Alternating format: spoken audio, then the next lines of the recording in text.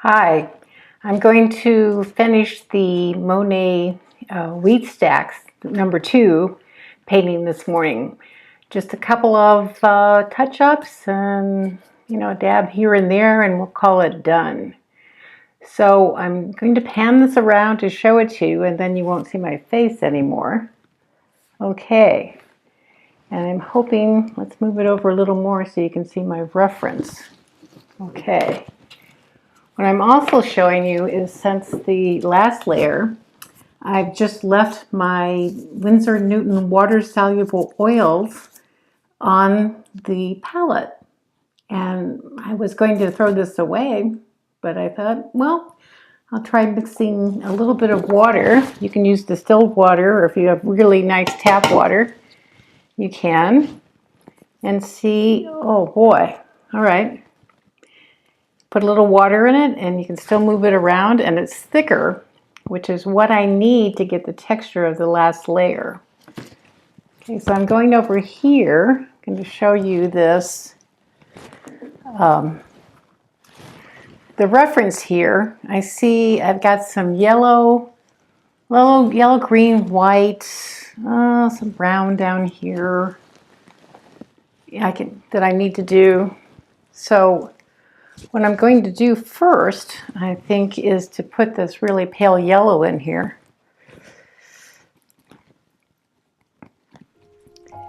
And mix it. Boy, I love it when the paint's thicker like this.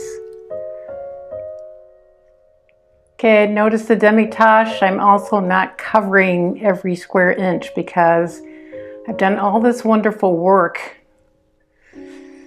to the other layers, so I don't want to cover all that up. And you get a very much richer looking painting of great depth.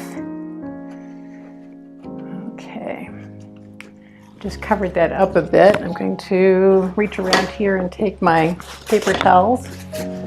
You can use old cotton shirts too, that's good. It's actually better for the environment. But it's good to be able to throw these away after use, these paper towels. Okay. I'm liking that sky. It needs to be pretty pale. I'm going to put some more here to find the shapes of the greenery here a little more. So when I put these cadmium pale yellow with titanium white over the blue sky, I get kind of a yellow-gray tone, which I'm hoping you can see here. Oh yes, and I've got my #8 flat bristle brush. And this type of brush also helps in the creation of brush strokes. There are brushes that will give you a really smooth finish, but we're not going to talk about those right now. Okay, so I've got the yellow ochre here, and I see some yellow ochre down here, so I'm going to put this in. Okay, I may need some more water here. Don't like that too much. It's one of the really beauties of oil paint is that sometimes you can do this with acrylic, but you can rub oil paint out more readily if you get too much on your canvas, or you put it in places where you don't want it to be. Okay, in order to get this nice light yellow-green here, I'm going to put in a little phthalo green, and phthalo, there it is a very strong color and kind of bluish. So I'm going to combine it with the yellow ochre, this kind of gold color, to get this really nice, beautiful golden green. Okay, I may have more to do on this than I thought. Okay, still have some yellow ochre here, but it's lighter. Okay. I mean, there are some beautiful pale greens in colors already mixed, but I don't think you have quite the appreciation of how these colors mix and what they will do and what they don't if you just buy the colors and you don't experiment with them. Yuck. I guess my biorhythms are off today because, okay, there's some green down here.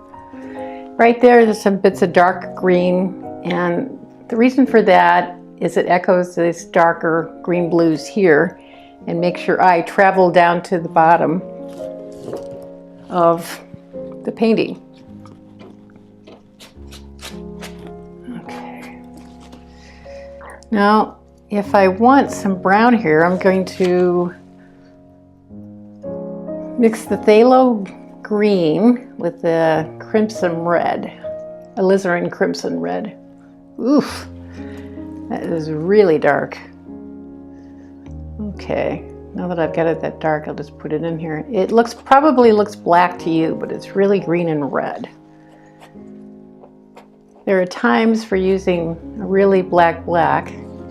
Okay, so this green and red, if I'm going to make brown, I'm going to add sort of a gold color here. It's going to look like kind of a muddy greenish brown, and that's fine. We don't need a really dark brown here on the haystacks. Okay.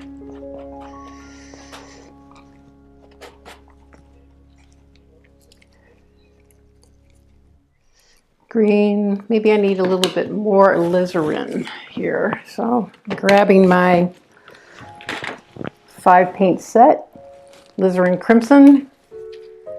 And historically, alizarin crimson is what they call a fugitive color. That is, it fades with the light over years. Oh yeah, okay.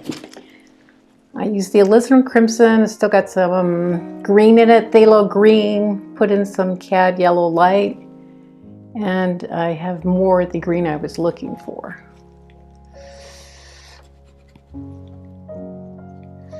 Okay.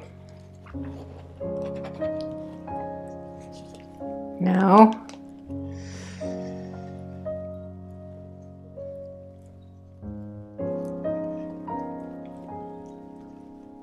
okay, there's some brighter green here.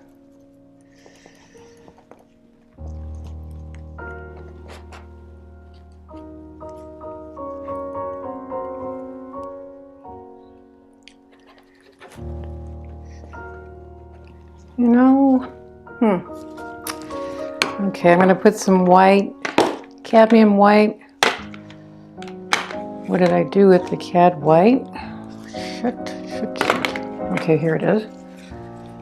Pardon the language. It just drives me nuts when I'm painting and I can't find something right away.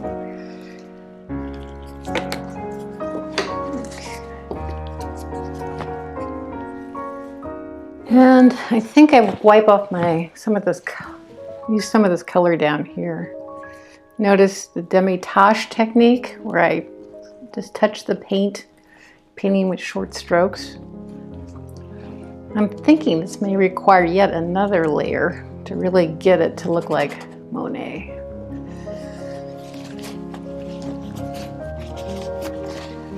And I think I'll put some more yellow ochre down here because I'm going to need that too. I'm happy actually using up my old paint instead of throwing it away. Okay, we're going to take a little ultramarine blue and put a little green in it. And put some in here, cover that up. Put some green down here, like I said, for a color balance to lead the eye around the painting. You need to wipe this brush off again because maybe a little water in here, which you can use distilled water, which is the safest, or if you have very good tap water, I'd use that. Okay, blue. white. Now it looks more pale blue. They probably, Monet, I'm sure, use cobalt blue, and you can certainly use that.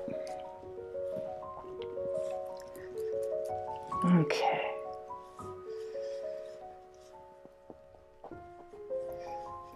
Now I probably should do this a little more systematically so you can see what I'm doing. By that I mean put in one layer and put in the other.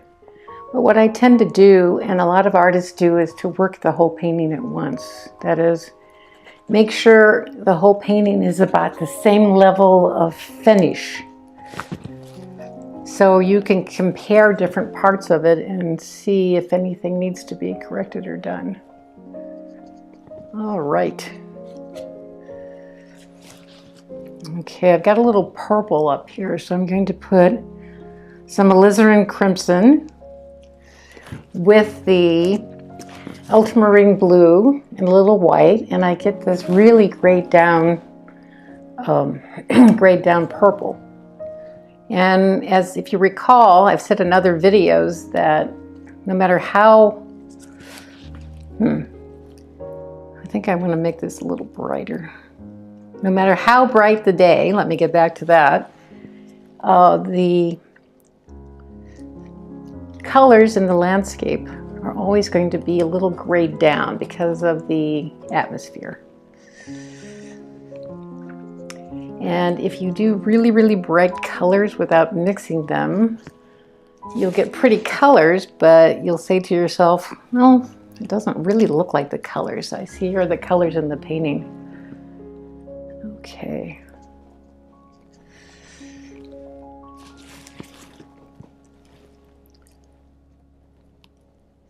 So I think I'm going to stop this right here and let it dry a bit. Also, I don't want to make this video too long, so we will, here we go, here I am again.